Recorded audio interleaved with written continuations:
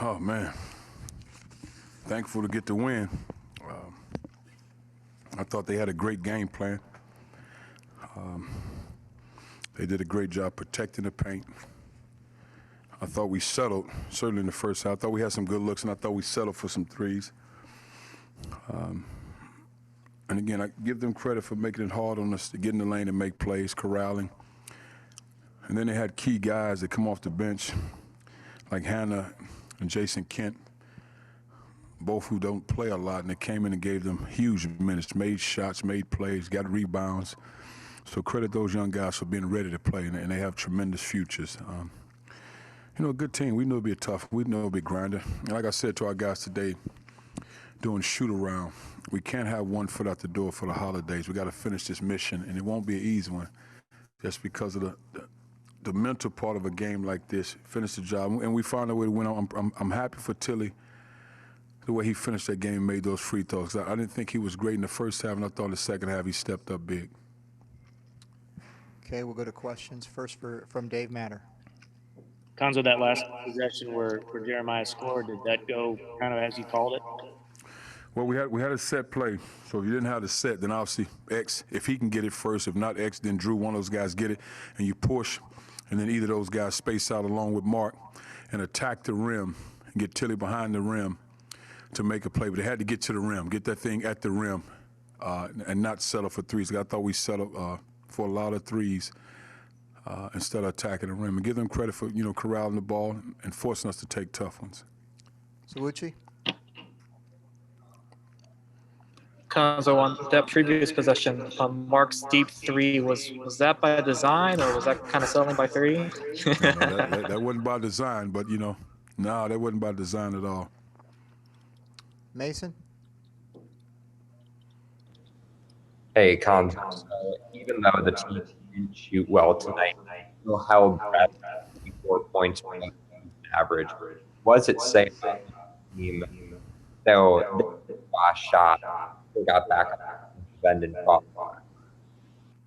Well, we're a good team, and because I don't want to say we weren't prepared or didn't respect Bradley, because we understand Bradley's reputation. I made it clear to our guys last 2 years they won the Valley tournament, and they have a shot to do it this year. They have experienced guys. Elijah Child's as good as any guy. He can play at any level.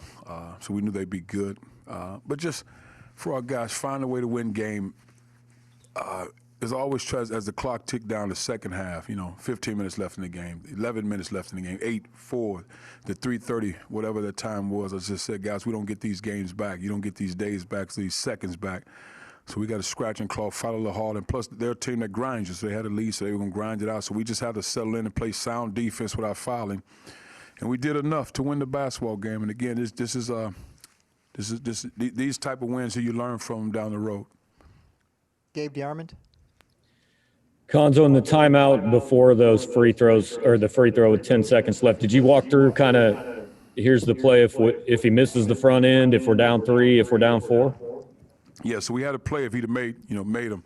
So we had a play we were running, play we practice all the time, so that they were prepared for that. Now, if he miss it, speed dribble again, our shooter space out. We have a guy coming in trailing, but really X get to the rim, force them to help up. You either have Tilly, you at the rim, or you find your shooters in the corners.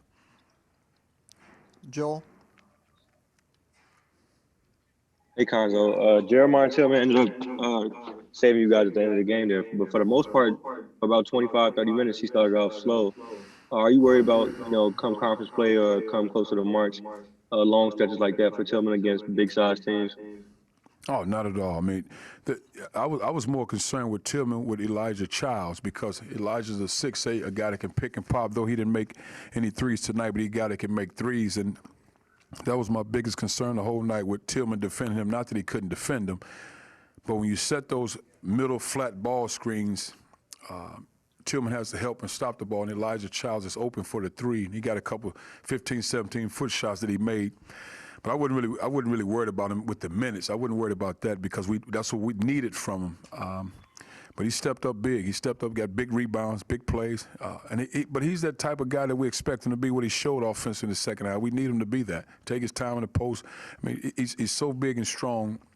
it's hard to guard him one-on-one down. He just has to recognize that consistently who he is on the interior. Eric Blum? Cuonzo, what were you most weary about or tentative about coming into, I guess, the only game you'll have during like an 18-day stretch? Is there anything you changed because of the lack of games right in front of it and right in back of this contest? Well, the one thing, if I had to do it all over again, I think we would scrimmage more. Again, games are getting canceled. It's not like we knew the games were canceled in November. So even when they were canceled, we was trying to find opponents to fill that. So it's not as if we weren't practicing. But again, if you'd have known they were canceled up front, then we probably would have scheduled maybe 1 or 2 scrimmages with officials in just to try to get some reps on our belt, get up and down the floor. But it didn't happen. So I felt like our guys were, a step slow. And again, it had nothing to do with it because I thought Bradley had a great game plan. But again, if you had to do it all over again, maybe a couple more scrimmages. Andrew Kaufman? Coach, you guys are down 8 with 3 minutes to go and finished the game on a 12-3 run. What do you think that says about the growth of this team over the years to be able to come back and win a game like this?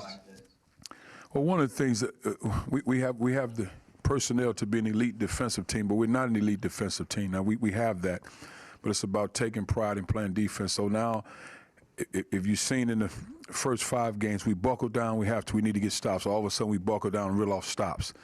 Well, we have to get the mentality what everybody on the floor was every time down, we have to get stops. And it's not a case of I'm looking on the offensive side of the ball or let me make a home run shot to get us back in it. We have to do it on the defensive side of the ball. We have to hang our hat on that now. Whether we score 50, 70, or 80, we got to do a better job defending. Like I said, I think we're a good defensive team, but I don't think we're an elite defensive team yet.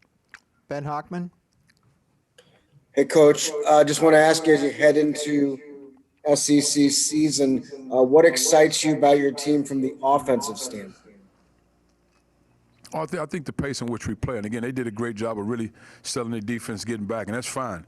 I think we're a better three-point shooter than what we've shown, but I think you can't settle for them. I mean, it looks easy, but you got to do the tough stuff. You got to drive the ball, get in there, and get good threes. And those things you have to consistently do, and you have to understand who you are. If you're a spot shooter, be that. You have to know who you're raw. And I thought we settled. I thought we were passive. First 5, 6, 7 minutes, we pass and stand, pass and stand. Thought we were all standing instead of cutting and moving. So we got to be better there. And we have to help them in practice as a staff. But we got to be better there. We can't just stand. Against really good defensive teams like they were, you'll pay for it. So would you? Yeah, Cuonzo, just on that offense, how much did you think it was Bradley just being disruptive, but also maybe you guys feeling a little rusty from the layoff? I would say 80% Bradley, because I don't want to take anything away from them. They're a good team, and because they got size, they got physicality. So it's not as if a team where we just went through the motions. 80% Bradley. They earned it. They worked hard. They're tough. They're physically prepared. Water does a great job, and we got the win. Dave Matter?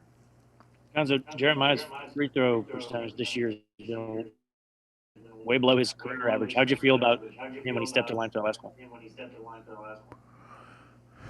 I mean, I felt like, again, I like my chances with him because I think the more he's involved offensively, the more he's posting strong, his free throw percentages are better.